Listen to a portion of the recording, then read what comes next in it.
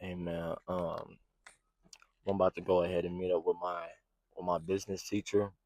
See what I could what we could learn in, just a little advice, So yeah, hopefully it turns out good, man. Look at my hood, man. So no,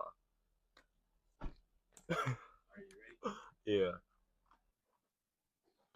All right, guys.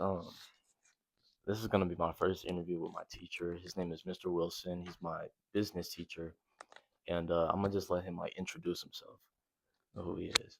I'm Joshua Wilson, and I'm a professor here at MSU Denver in the College of Business.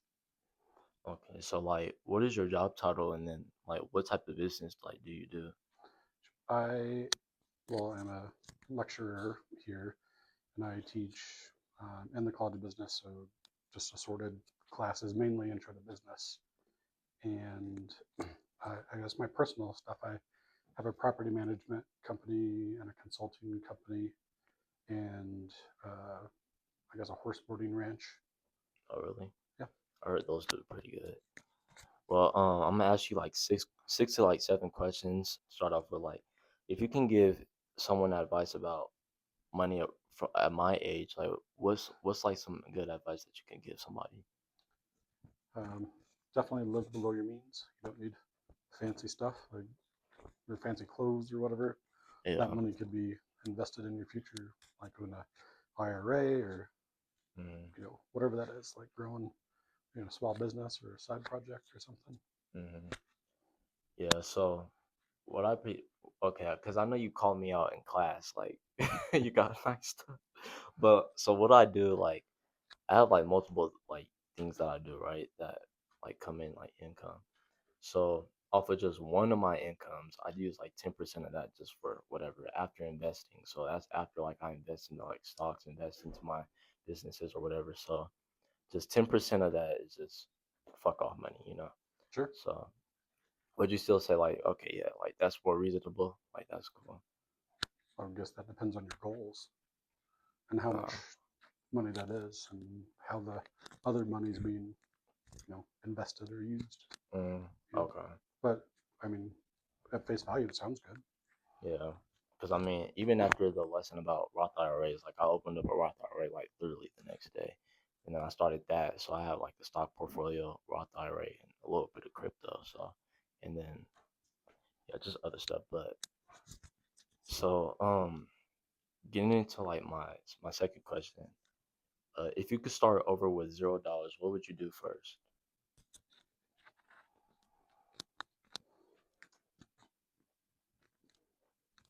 I don't know. That's a tough question that I've actually heard asked Oh, pretty really? often, like in the like interviews as such. So I would just find a way to start getting some income coming in, Yeah. regardless of what that is,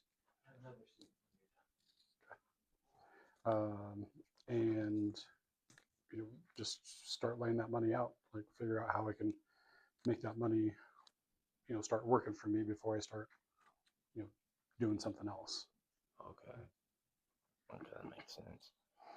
Um, what would you say like is the most important qualities and characteristics a business owner should have, like should instill? Um, Open mindedness is a big one.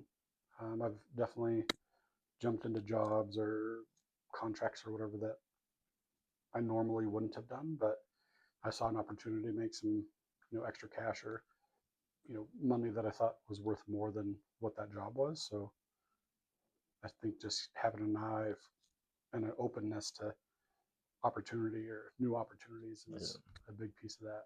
So like just trying different things, because I know you could, let's say you could really like learn a lot from just even just jobs. Yeah. Like you could work on your skills, to become a better just person, just all the way around. Whether you want to start another business or whatever you want to do. I know other opportunities can help you like grow as an individual. Yeah. Yeah. And that it also helps you understand what you don't like or what isn't a Yeah. good fit. So I don't know if I'd say like, job hopping around is necessarily, Yeah. but just having an eye for like an opportunity for growth or, Mhm. just something you might not have normally done. Like if you see something that would benefit you, whether it's money or experience or whatever. That's, I think, a big part of that. Yeah, I agree. Agree with that. Um, so what separates people who succeed versus those who don't in business? Obviously, you know, just hard work is a big piece of that. Like if you're not willing to like just work your butt off when you need to, and then be very conscientious of how you're growing the business and reinvesting back into it versus pulling money out of it. Yeah, I think that's where many of the small businesses that I've worked with go wrong is they start a business and it's making money or they're making sales, but they don't realize they need to be putting a lot of that money back into it to buy new inventory or yeah, new employees or better this or better that. Instead, they just see this cash and they start spending it, yeah. They want it for themselves. and then all of a sudden they're out of product or whatever it is. Yeah, yeah, that makes sense. I know somebody who's done that too. He was making pretty good money, and it was like his first time like really having money, so he kind of like just fucked it all up. But it's a learning lesson, you know. Yeah, So absolutely. it's okay. Um, and then like, what is a mistake that you made that cost you a lot of money? You made that seem like you did a lot. Yeah, Made it seem like you did a lot. yeah. Well, I'm definitely old, so I've done my fair share of mistakes. I don't know, I guess it wasn't wasted, but something that I've regularly, lost money on, is just kind of believing in people or trying to help them out. So, like for Mm, example, in some of my rental properties, I've rented properties to some folks that probably weren't the best renters out of the people that I had applying, but I just wanted to give them a chance or an opportunity to get into a better house than an apartment or yeah, some bad situation, and that's definitely burned me a few times. But then it kind of pays itself off too for the few times that are not, but for the other times when it does work out, taking a chance on somebody and it changes their life or it makes them feel better or gets them in a better situation. So mm.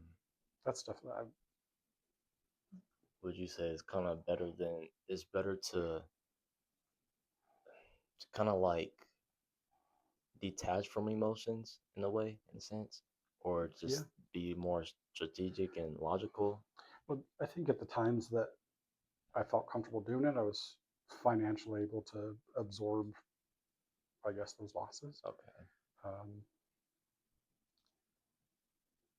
but I can't really say that I wouldn't have taken those chances even if I wasn't, though, because I've just always wanted to believe in the better, side of Yeah. people, um, and help people out that really want to be helped.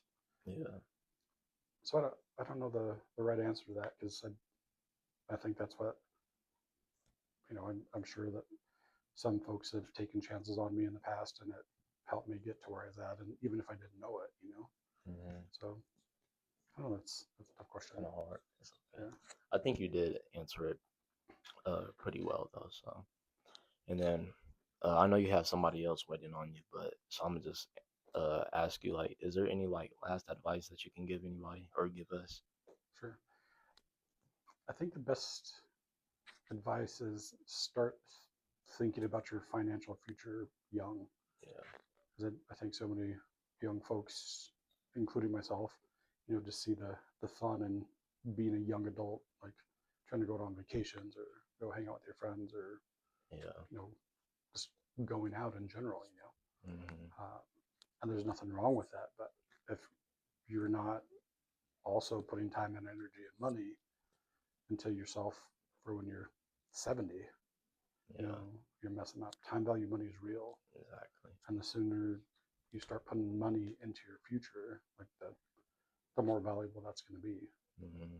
So I think that's always kind of like my best, like last note advice to people or Just young students is, just thinking more long term instead of short term. Like I know a lot of kids my age, they want to just party, have fun, you know, like hang out with their friends. Just, but that kills so much time, when you could be being productive, when you could be investing Yeah, or just working, just growing as an individual, so yeah, I know that's which is why I wanted to create this too, because I know I want to like kind of just spread the word to everybody that is my age, and just I want to just create generational wealth, yeah. just kind of enlighten them a little bit. The hardest working money you can have is, you know, invested money. Like you throw money into an IRA and let it ride at a young age and just keep maxing that out as much as you can each year. Yeah. Like that will pay off dividends, Hmm. incredible amounts of money, like when you get older. So instead of going out 2 nights a month, put that money you would have spent into, an IRA. Yeah. So you're throwing a couple $100 into it each month, or whatever you're able to, so Hmm. you can let that money start working for you. Yeah, because it's gonna be worth it in the future. You just gotta kind of sacrifice short-term pleasures for long-term. And you don't really have to sacrifice. Just do a side hustle that makes that much money that you need to put into that thing every year. So just picking up an extra part-time job that you pick up 7,000 or 7,500 bucks a year Hmm. and dump that into your IRA, then do your taxes and get all 7,500 bucks of that back every year. Okay. Well, I appreciate your time. I appreciate this interview. Yeah. Thanks Um, for doing it. yeah, for sure.